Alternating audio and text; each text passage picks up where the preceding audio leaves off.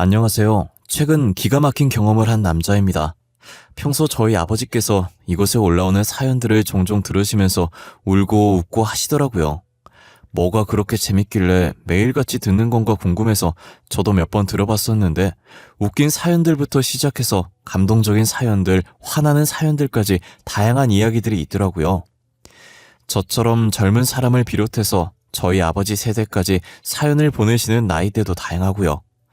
저도 여기에 올라오는 사연처럼 어디에 내놓기 부끄러운 이야기가 하나 있어요. 입 밖으로 내놓기 정말 쪽팔린 일이라 이렇게 익명 뒤에 숨어서 글을 끄적이고 있네요. 저는 어렸을 때부터 조용할 날이 없을 만큼 롤러코스터 같은 삶을 살았어요. 제가 기억도 없을 아주 어릴 때부터 부모 없이 보육원에서 자랐었어요. 하지만 15년 전 제가 중학교일 때 학생이 아닌 선생님한테 괴롭힘을 당하면서 점점 자신감도 잃어가고 학교가 가기 싫어졌었어요. 저를 3년 동안 지독히도 괴롭혔던 선생님은 바로 학생주임 선생님이셨어요. 제가 등교를 함과 동시에 학생주임 선생님의 괴롭힘이 시작됐어요. 이승철, 이리 와봐라. 용모가 왜 이리 불량하냐 너는? 저 넥타이도 잘 매고 명찰도 잘 차고 다니는데요. 머리도 잘났고요. 야, 너는 옷이 아니라 얼굴이 불량이야. 꺼무죽죽 해가지고 씻고 다니긴 하냐? 보육원에 물 안 나와? 나 이래서 부모 없는 게 티가 나는 거야. 좀 씻고 다녀라 자식아. 보육원에 물 나오는데요. 어제 저녁에도 씻었고 오늘 아침에도 씻었어요. 이게 선생님이 말하면 알겠습니다 하면 될 것이지. 뭐 그리 말이 많아? 너 보고 있으면 속이 답답하다. 아유, 야, 그냥 교실로 들어가라. 학생 주임 선생님은 이런 식으로 밑도 끝도 없이 보육원에서 지낸다고 무시를 하셨어요. 그리고 학교에서 물건을 잃어버리는 일이 생기면 저부터 의심하기 바쁘셨어요. 저희 반에 한 명이 학급비를 잃어버렸다고 울고 불고 난리도 아니었어요. 지나가던 학생 주임 선생님께서 애우는 소리를 듣고 저희 반으로 들어오더라고요. 자, 동작 그만. 다 자리에 앉아 빨리. 학급비를 잃어버렸다고? 도둑 맞은 거야? 어디에 놔뒀었는데? 가방이나 서랍장 잘 찾아본 거 맞아?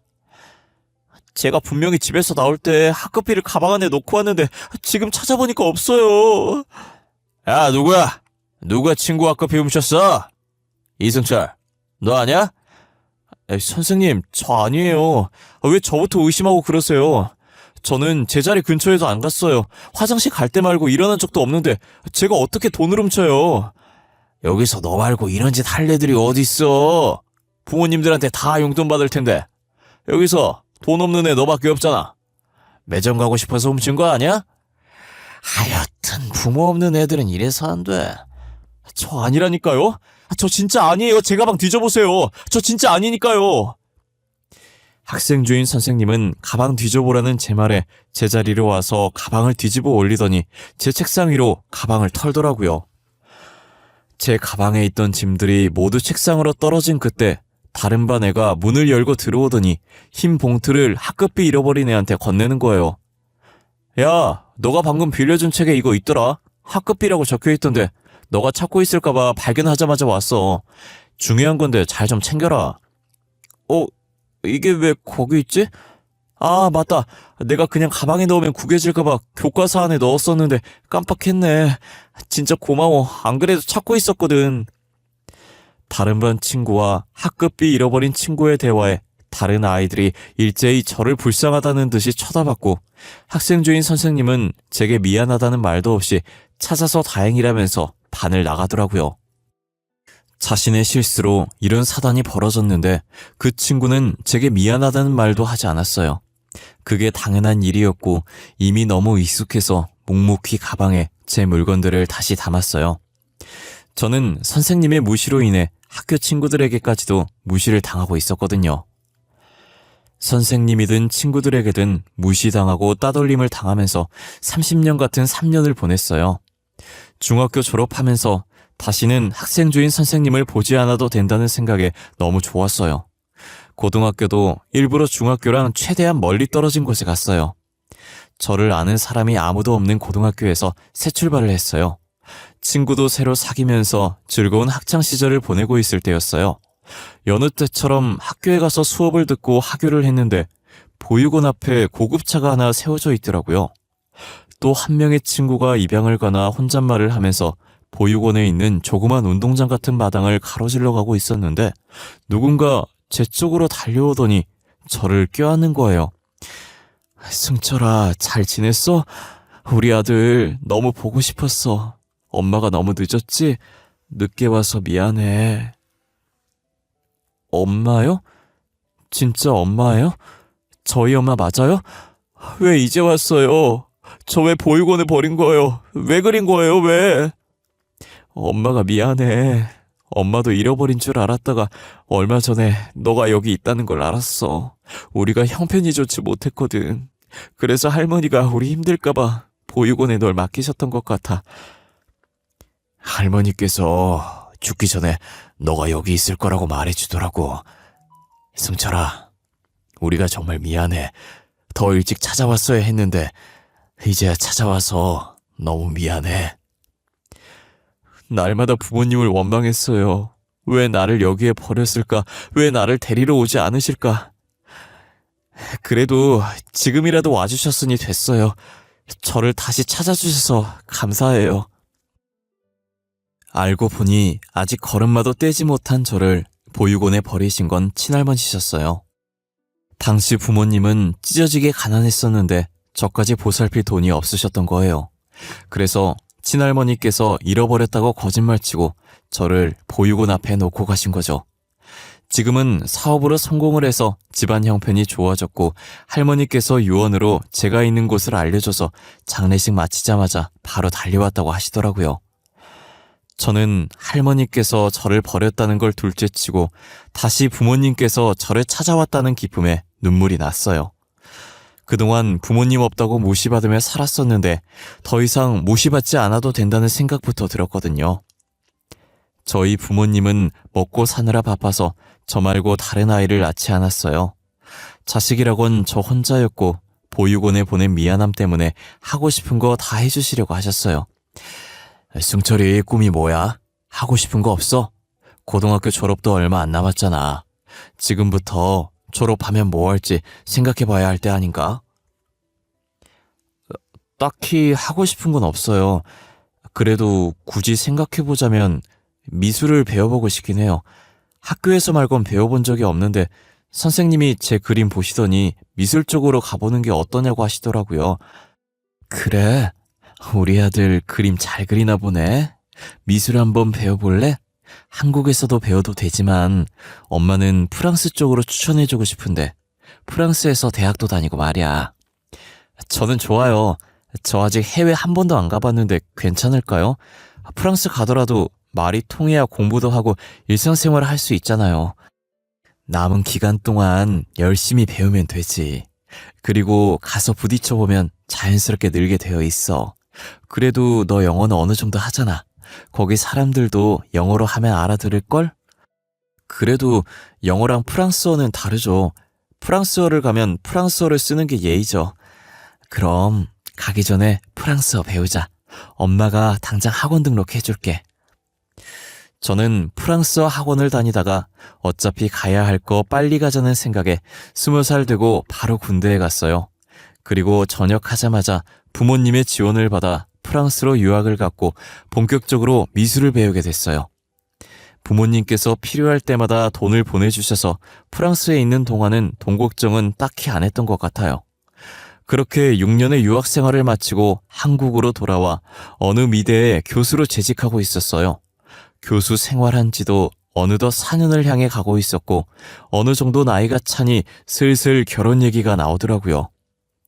저희 부모님께서 신약개발 회사를 운영하고 계신데 회사에서 마음에 드는 직원이 있었나 봐요. 저보고 결혼할 때 되지 않았냐면서 저한테 그 직원 얘기하려고 슬슬 시동을 거시더라고요. 승철이, 너 이제 32살 아니니? 내 친구 아들은 다 결혼했다고 하던데 너는 결혼할 생각 없어? 왜 데려오는 여자 한 명이 없는 거야? 이래서 죽기 전에 손잡을 수 있겠어? 저 아직 결혼 생각 없어요. 그리고 아버지, 요즘은 32살도 젊은 나이에요. 한창 때라고요. 제 친구들 중에서도 아직 결혼 안 한 애들 많은데요. 저희 세대랑 아버지 세대랑 달라요. 아이, 그래도 일찍 결혼해서 빨리 애 키워놓고 노년 편하게 놀고 먹는 게 낫지 않겠어? 지금 니네 아버지 너한테 소개해줄 여자 있어서 저러시는 거야. 너 지금 결혼할 사람 없으면 소개 한번 받아봐. 엄마도 봤는데 사람이 참 괜찮더라. 아빠 회사 직원이야. 그래요? 얼마나 괜찮은 사람이길래 회사 직원을 저한테 소개시켜주려고 하시는 거예요? 의대 졸업해서 우리 회사 팀장으로 일하고 있는데 일도 열심히 잘하고 능력도 좋아서 초고속 승진한 직원이거든. 우리가 1년 전부터 눈여겨보고 있는 직원인데 한번 만나봐 봐라, 응? 저는 당시 결혼할 생각이 없었는데 부모님 회사에 팀장으로 일하고 있는 직원분을 소개받게 됐어요.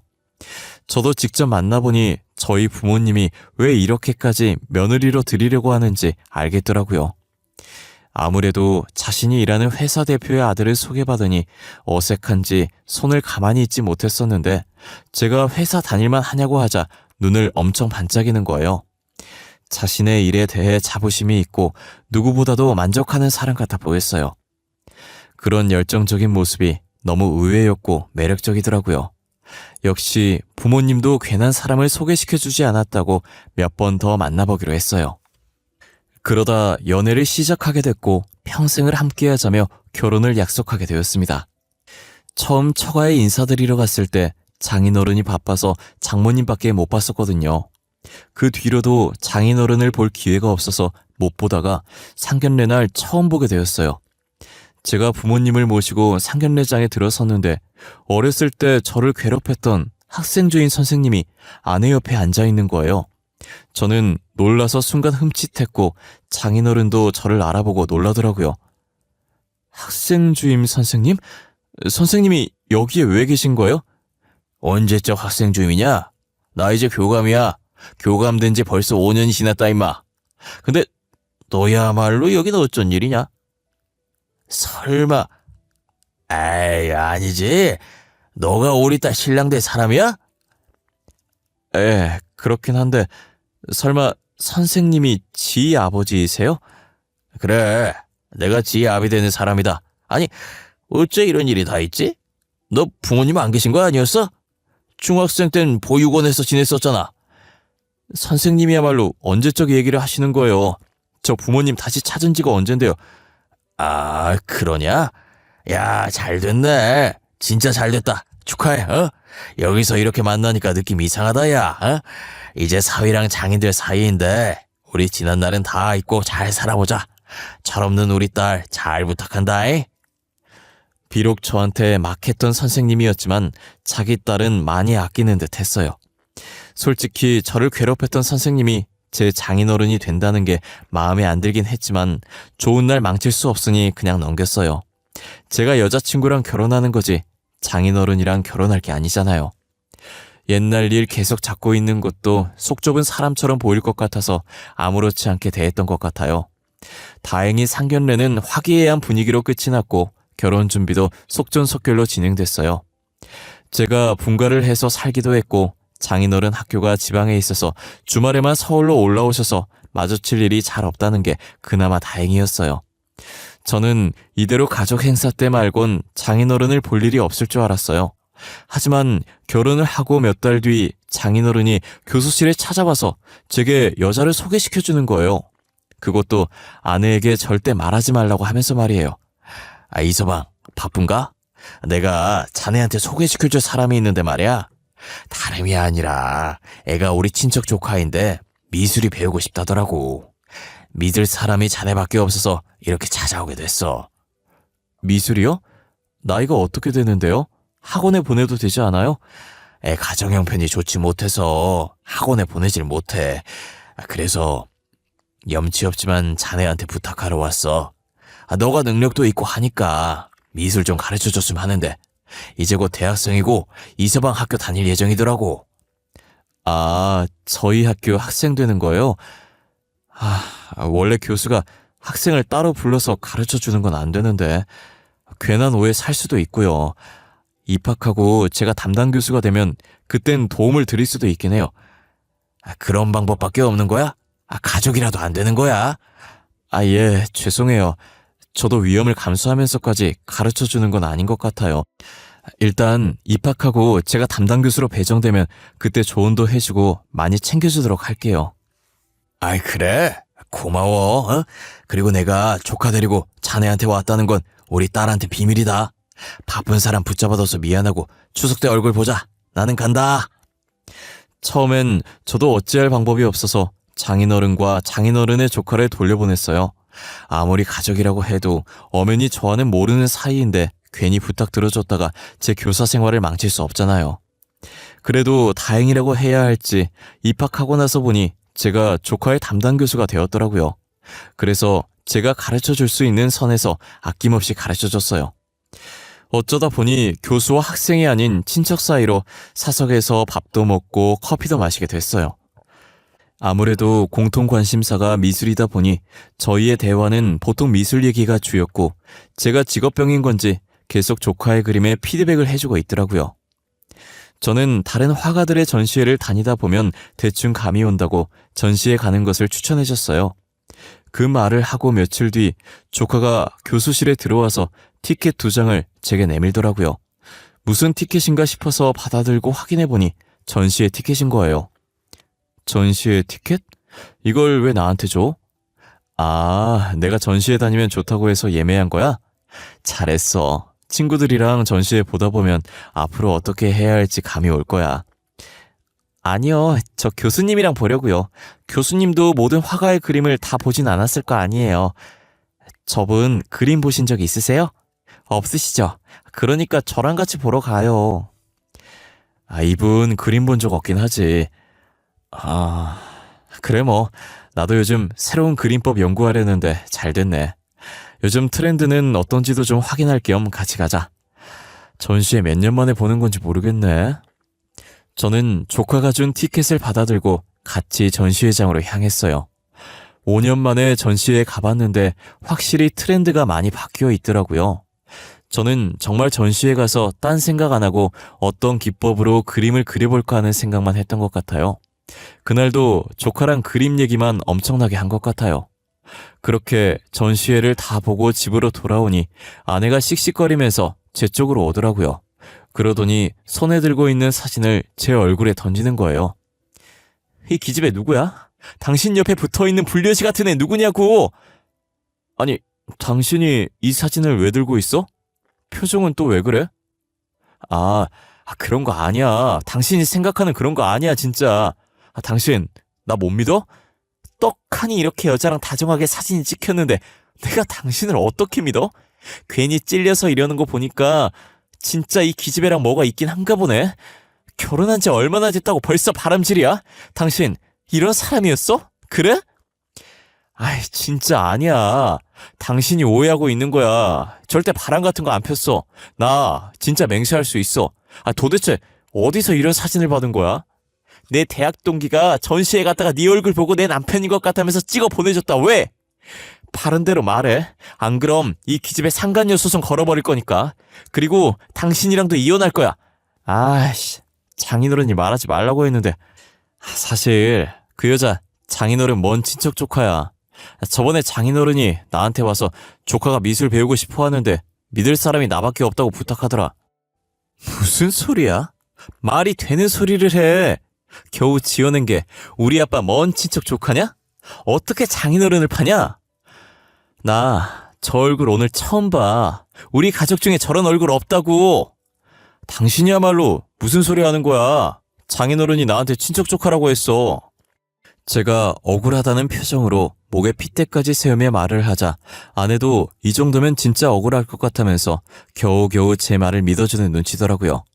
하지만 아내는 이런 얼굴 단 한 번도 본 적 없다고 진짜 장인어른이 조카라고 했냐고 묻는 거예요. 진짜 우리 아빠가 이 여자 보고 먼 친척 조카라고 그랬어? 아니 얼마나 먼 친척이길래 내가 몰라? 아니 근데 나도 왜 너 몰래 조카를 맡겼는지 의문이긴 해. 근데 장인어른이 조카라고 하는데 내가 뭘 알겠어. 그렇구나 싶었지. 아빠가 진짜 미술만 가르쳐달라고 그랬어? 근데 다정하게 둘이서 전시회는 왜 간 거야? 진짜 미술만 가르쳐 달라고 했어. 나쁜 뜻 전혀 없으셨고. 미술 배우고 싶은 애라길래 도와주고 싶어서 도와준 게 다야. 다른 사람 그림을 봐야 그림을 어떻게 그릴지 감이 잡히니까 전시회 같이 간 거고. 아내는 팔짱을 끼며 제 말에 듣다가 골똘히 생각을 하는 것 같더니 이내 휴대전화를 들더라고요. 그리고 누군가에게 사진을 보내더니 전화를 거는 거예요. 엄마, 내가 방금 보내준 사진 봐봐. 그거 맞아. 엄마는 그 여자 본 적 있어? 혹시 우리 친척 중에 저런 조카 있어? 아니, 나는 처음 보는 여자인데. 근데 옆에 이서방 아니니? 이서방이 왜 이 여자랑 같이 있어? 설마 이서방 바람피니? 아니, 그런 거 아니야. 그럼 엄마도 모른다는 거지? 확실히 수상하단 말이야. 아빠가 이서방한테 이 여자를 친척이라고 소개했다던데 엄마가 좀 알아봐 줄 수 있어? 알겠어. 내가 이 여자 누군지 알아보고 나중에 다시 연락 줄게. 아내에 이어 장모님도 그 조카가 누군지 모르겠다고 하시더라고요. 저와 아내는 사진을 보면서 그럼 이 여자는 도대체 누구냐면서 답답해했어요. 그러다 며칠 뒤 그 조카의 정체를 알아내신 건지 장모님께 전화가 왔더라고요. 저희는 같이 들으려고 스피커폰을 바꿔서 듣고 있었어요. 엄마, 알아낸 거라도 있어? 그 여자 도대체 누구야?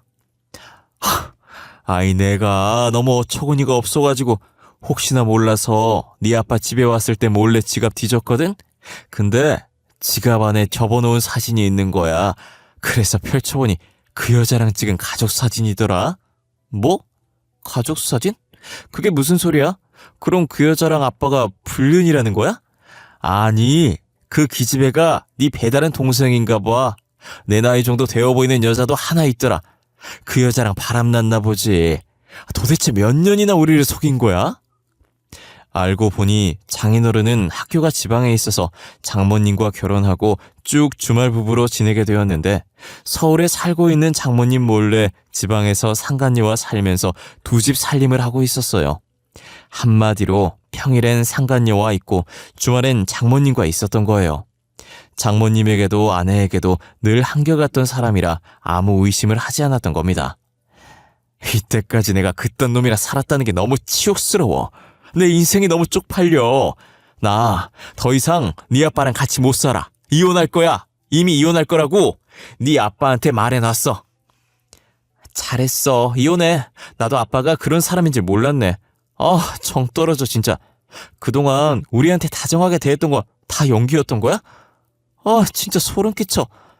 너 앞으로 다른 사람이 아버지 뭐 하시냐고 물으면 죽었다고 그래. 알겠지? 장모님은 황혼이혼을 선언하셨고 얼마 지나지 않아서 정말 황혼이혼을 하셨어요. 그 뒤로 장인어른은 저희에게 연락을 하지 않으셨고 저희도 장인어른 근황을 궁금해하지 않았어요. 저는 길고 길었던 장인어른과의 인연이 이대로 끝이 나는 줄 알았어요. 하지만 며칠 뒤에 아침 일찍 장인어른한테 연락이 온 거예요. 이서방, 내가 부탁이 있어서 전화했네. 지 몰래 우리 소연이 미술 계속 가르쳐주면 안 되겠나? 우리가 학생과 제자, 장인어른과 사이로 나눈 정이 얼마니? 응? 죄송해요. 저는 학생과 제자로서도 장인어른과 사위로서도 정이 전혀 없네요. 장인어른과 보낸 시간들 중에 좋았던 기억이 하나도 없어서 말이에요. 내가 부탁할 사람이 자네밖에 없어서 그래. 제발 우리 딸 미술 좀 가르쳐줘. 그 부탁 들어드리기 힘들 것 같아요. 아내 몰래면 더더욱이요.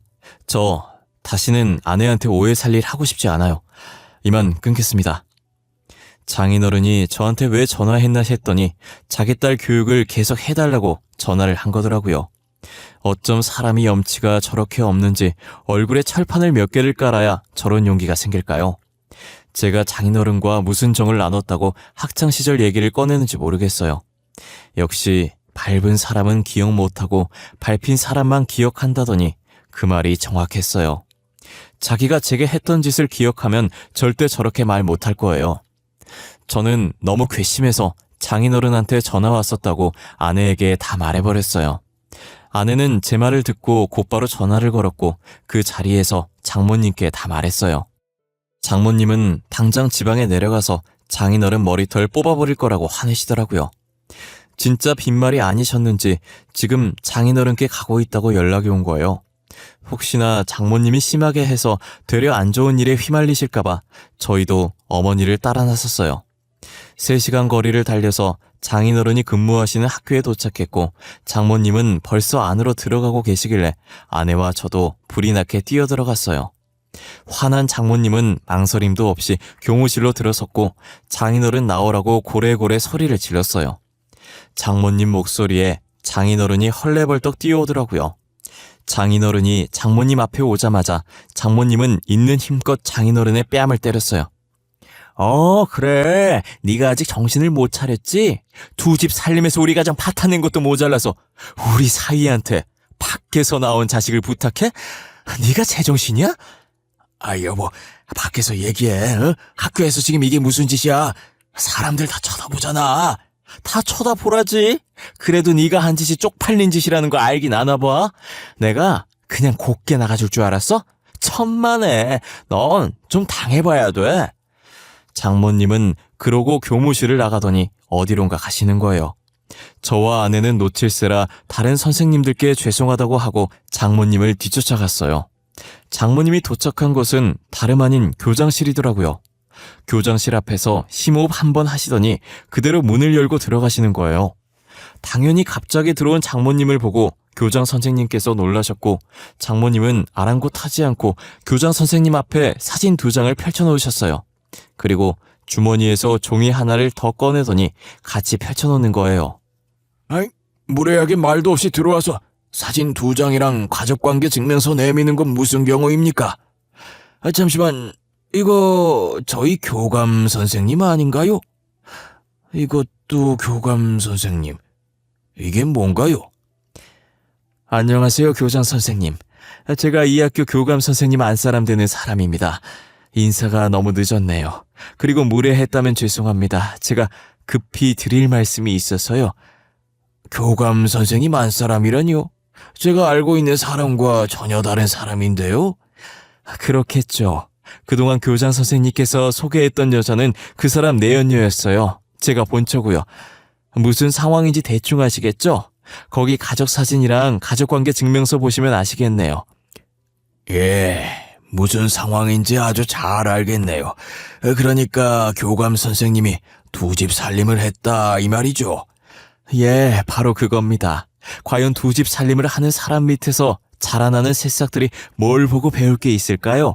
이 사실이 알려지면 과연 학부모들이 가만히 있을까요? 학교 이미지는 어떻게 될까요? 그쵸. 공무원이 청렴해야 하는데 이렇게 2집 살림을... 무슨 뜻으로 말씀하시는 건지 아주 잘 알았습니다. 오늘부로 교감 선생님을 해고하도록 하죠. 장인어른을 해고하겠다는 교장 선생님 말에 장모님은 흡족하다는 듯 웃으면서 교장실을 나오셨어요. 교장 선생님도 곧바로 나오더니 교무실로 향하더라고요. 굉장히 화가 나신 듯 교무실 문을 쾅 소리 나도록 여시더니 장인어른께 고래고래 소리를 지르셨어요. 저희는 소리 지르는 교장 선생님을 뒤로 하고 학교를 빠져나왔습니다. 장모님은 이제야 속이 후련하다면서 배꼽을 잡고 웃으시더라고요. 아내는 장모님께 잘했다고 엄지를 올렸고 저도 아내 따라서 엄지를 치켜드렸어요. 또다시 장인어른한테 연락 오면 바로 본인에게 말하라고 하시더라고요. 다시는 전화 못하게 눈물 콧물 쏙 빼놓을 거라고 하시면서요. 그리고 장모님이 이 일을 저희 가족에게 알리지 말아달라고 했어요. 만약 알게 되면 쪽팔려서 저희 가족을 다시는 못 볼 것 같다고요. 저는 비밀로 하겠다고 했고 혹시나 장인어른 얘기 나오면 잘 모르겠다고 하기로 했어요. 아무것도 모르는 저희 부모님은 일 잘하고 내조 잘하는 저희 아내를 더 좋아하셨고 팀장에서 실장으로 초고속 진급을 시켜주셨어요. 장모님은 저희 볼 낯도 없다고 하시면서 고향으로 내려가서 살기로 하셨고 가끔 한 번씩 저희 집에 놀러 오시곤 하셨어요. 장인어른은 그 뒤로 더 이상 얼굴을 볼 수도 없었고 어떠한 소식도 들을 수 없었어요. 아무 소식도 안 듣는 게 저희 가족 입장에선 더 좋았어요. 저희는 장인어른이 없었던 사람인 것처럼 흔적을 지우고 살고 있어요. 세상엔 영원한 비밀이 없다는 말처럼 어떤 비밀이든 언젠가 수면 위로 올라오게 되는 것 같아요. 저는 살아 숨쉬는 한 이런 비밀은 절대로 만들지 않으려고요. 제 이야기는 여기까지입니다. 지금까지 저의 긴 이야기를 들어주셔서 감사하고 늘 건강하고 가족들과 행복한 시간 보내시길 바래요.